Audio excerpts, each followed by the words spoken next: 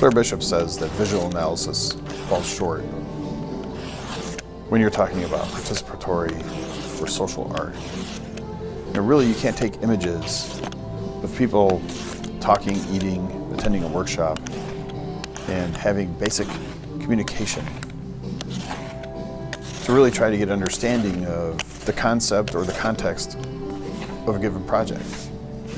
It really provides more than just fragmentary evidence of this happening, and it conveys virtually nothing about what's propelling these artists to make these projects and what's propelling people to participate in these objects. It's my sense that a lot of these things are really brought out of the 1960s and 70s, where we had performance art that took place in kind of a context where they would record them and give a visual history of these events, but there wasn't really a lot of participation by the public in them. It wasn't really in the social sphere. And today's art tries to emphasize the process over the image, or the concept, or the object.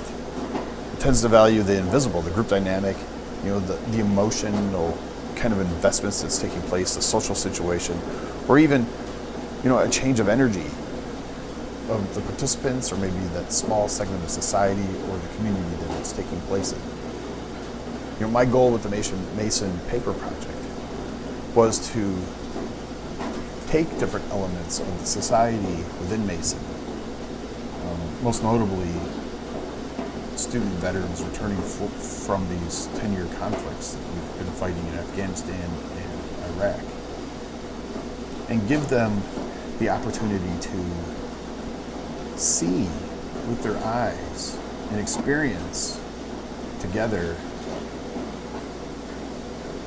some aspects of the other's perspective in a way that provided meaning and informed the dialogue about the makeup of our society on campus. So how do you do that? How do you reach maybe beyond the walls of the George Mason campus? Well, the first thing I did was I contacted a group of folks from Fairfax County School System, and they offered 8 different schools, elementary schools, to participate in the Mason Paper Project. And how are we going to make that a reality? Well, we set up workshops where teachers could come from those schools and learn the art of paper making, and then take those skills back to their students, where they could make paper and then decorate that paper and provide it back to the Mason veterans in the Military Services Office, so it would be displayed on Veterans Day, basically connecting students in elementary schools with student veterans. Another aspect of this project was to create a remembrance wall central on the university campus in a key pedestrian area where it would be noticed and used by the student population at large to demonstrate their memories of veterans. It could be family members, it could be loved ones, it could be friends, it could be people that have served and survived, it could be people that served and were injured, or people that served and paid the ultimate price. But the idea was to put this remembrance wall out in the public space where it could be observed by people that had those relationships, but also observed by people that didn't have a good understanding of those relationships. Creating a dialogue about veterans and the fact that those veterans are in the midst of the student population and the faculty population on campus.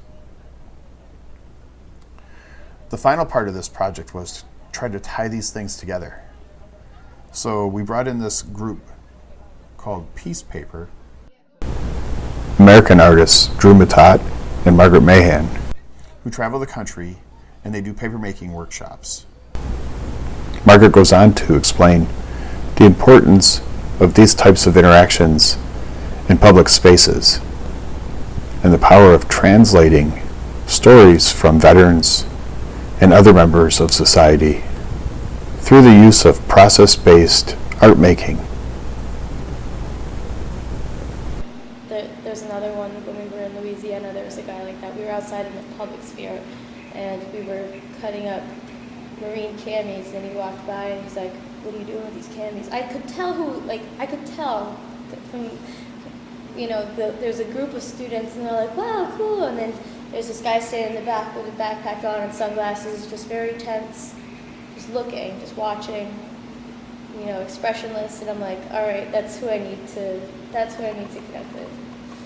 And so, we talked about it, and I showed him how the process works. And he didn't say anything about himself, but he came back that evening, and he had all of his uniforms, his Marine uniforms, and he helped them, and we made paper together one-on-one.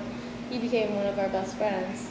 He is another person who's studying like anthropology and archaeology or something.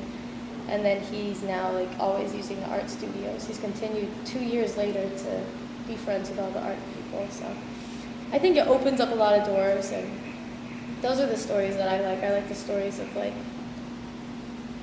how it continues to help, because I think people have a lot of stuff that they want to transform and let go of, and I want to let them do that. So by telling the darker stories that they might want to let go of, I don't know if that is as helpful as it is in sharing their success stories. On the first day, we set up shop in the Office of Military Services in the Johnson Center. Ironically, this was also the Marine Corps birthday, and this also was an opportunity to meet this young lady who was a former Marine photographer until recently joining the GMU Media Services staff. Back to your first sergeant thing.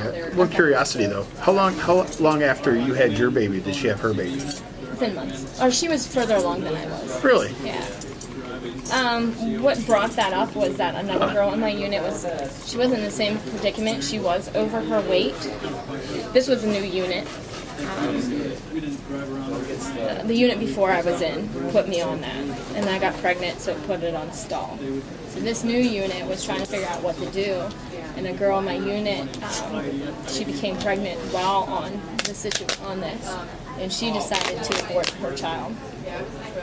And she goes, well, you can take that route and do what she did, because now she'll be able to get off of BCP, and she'll be able to get promoted and enlist if she wants, re-enlist. I'm like, yeah, someone needs a priority check. and when this woman's hugely pregnant, how could you? I don't understand how you could even. That's unbelievable. Think actually. that. I mean, she gave me my options. I guess that's what they were. A bunch of crazy. That's unbelievable. It is. It's horrible.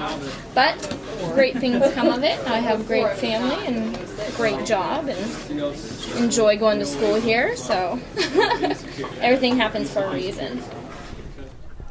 She also joined us the following day on Friday as we moved our operation down to the food court in the Johnson Center. After forming a few sheets of paper, she took a bucket of pulp made from her uniforms home with her to share with her 2 daughters, and they made paper over the weekend.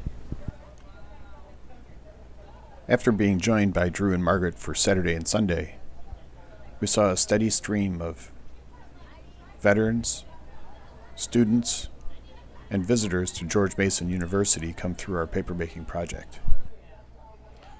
Many of these people were veterans, family members of veterans, or just students. But each of them was interested in the process of papermaking. Each of them had a story to relay, and each of them informed the work that we were producing. Some through hands-on, working with the materials, some by standing there and entering into the relationship with us as we made the paper sheets and the artwork that was on the paper sheets. Many of these folks idly sat by, curiously watching, not quite understanding the process, but willing to watch from a distance, probably just taking it in out of natural curiosity. One of the things that I like most about this process is the fact that you get to deal with a multitude of different folks that come from different walks of life, have different life experiences, and they come together in a place that you've arranged in order to create something meaningful and new for all of us. I think there's a lot of value in this social practice of art, I think the value comes on the fact that we provide tools to the community that are only available through art making, that can make a difference in people's lives, but also inform work for future generations.